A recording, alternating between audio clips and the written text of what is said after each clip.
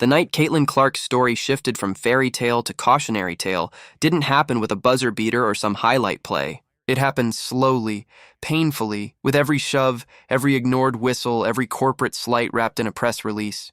To the outside world, she was the miracle women's basketball had prayed for, a generational shooter with charisma, cultural gravity, and the power to pull millions of new fans into a league that had begged for relevance for nearly 3 decades. But inside the walls of the WNBA, what should have been treated as a blessing was treated as a burden. And the arrogance of that mistake now threatens to collapse the very empire Clark helped build.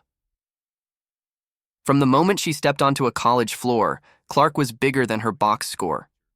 She was theater, threes from the logo, passes with flair, and a confidence that made every possession feel like an event. Parents dragged their kids to gyms just to see her. Social media turned her highlights into viral gold. Entire networks rearranged programming to feature her games. By the time draft night rolled around, she wasn't just the #1 pick. She was the #1 storyline in all of women's sports, the face not only of a franchise but of a movement. The Indiana Fever drafted her, but in reality, the whole league inherited her spotlight. It should have been the beginning of a golden age. What happened instead was malpractice. Tickets for Fever games evaporated the moment they went on sale. Resale prices tripled. Attendance records that once looked untouchable were shattered in weeks. Entire arenas were filled with fans, many attending their first ever WNBA game because Caitlin Clark was there. National broadcasts saw ratings spike by over 20%. Merchandise sales boomed. The proof was undeniable. She wasn't just valuable, she was essential. She was the goose-laying golden eggs night after night, and the league was finally thriving because of her. And yet the salary they offered her was an insult written in ink. 4 years, $338,000 total. Less than $85,000 a season. To put that in perspective, NBA rookies drafted at #1 sign deals worth $55 million over the same span. That's not a pay gap, it's a canyon. Clark was making 162 times less than her male counterpart across the hall, despite generating attention and money for her league that nobody else could replicate. It wasn't just unfair. It was a declaration. We don't value you the way the world does. That disrespect didn't stay on paper. It bled onto the court. Opponents treated Clark not like the league's crown jewel, but like prey. Game after game, she was shoved on cuts, body checked off the ball, and hit with cheap fouls that went uncalled. Hip checks when she was airborne. Elbows buried in her ribs. None of it subtle, all of it designed to send a message. You are not protected here. And the referees? They swallowed their whistles. The league office? Silent. They loved cashing the checks her presence generated. They plastered her face on promotions. But when it came time to protect their biggest investment, they vanished. The moment that crystallized everything came in a grainy clip that raced across social media. Cameras appeared to catch Brittany Griner hurling a slur in Clark's direction during a game. The words, "trash white girl," circling through fan debates as lip readers dissected every frame. Outrage exploded online, but from the league? Nothing. No suspension, no fine, not even a statement. For Clark and her supporters, it was the loudest silence of all. If the WNBA wouldn't defend her there, when would they? Inevitably, the abuse took its toll. Bodies can only absorb so much punishment, especially when referees refuse to enforce basic protections. On September 5th, 2025, the inevitable arrived. Clark was ruled out for the rest of the season with a groin injury. Headlines painted it as bad luck, but anyone who had watched knew the truth. This wasn't fate.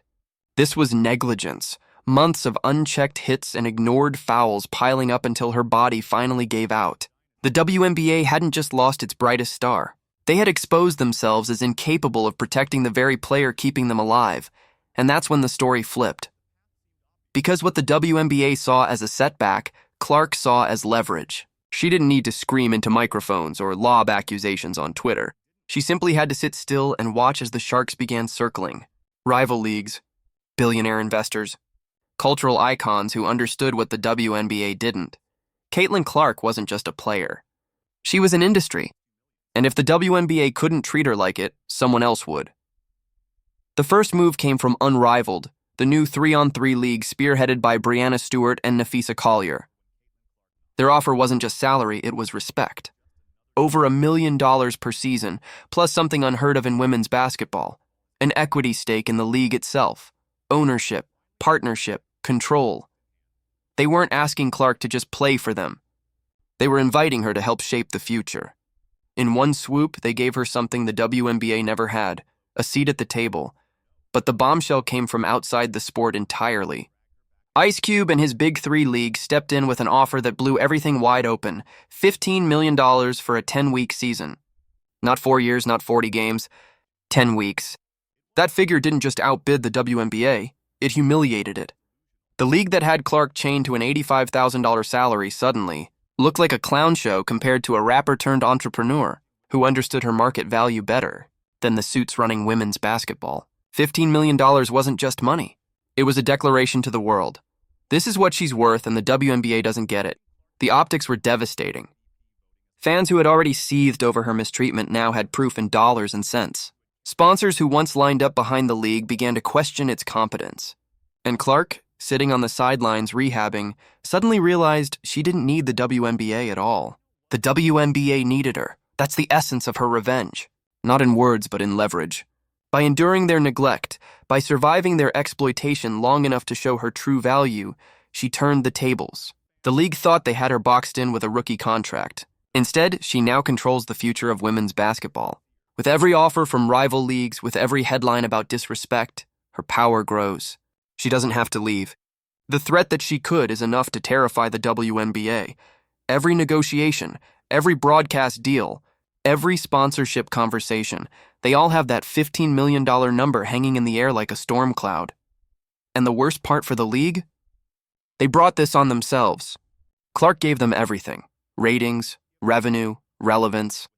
She made them matter in living rooms that had never cared before. She gave them a second chance at life. And in return, they underpaid her, left her unprotected, and stood silent as she was targeted night after night. Now the bill is coming due. Caitlin Clark's revenge isn't a speech. It's not a tweet. It's not even a stat line. Her revenge is leverage. It's the power to walk away and take millions of fans, billions in potential revenue, and the very future of the sport with her. The WNBA had its chance.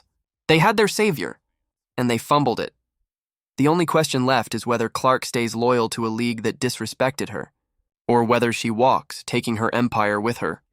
So I'll leave it with you. Should Caitlin Clark leave the WNBA when her contract ends? Drop your thoughts down below. And don't forget to like, subscribe, and turn on notifications so you never miss the next chapter of this story. Because one thing's for sure, the WNBA may never recover from the way they fumbled Caitlin Clark.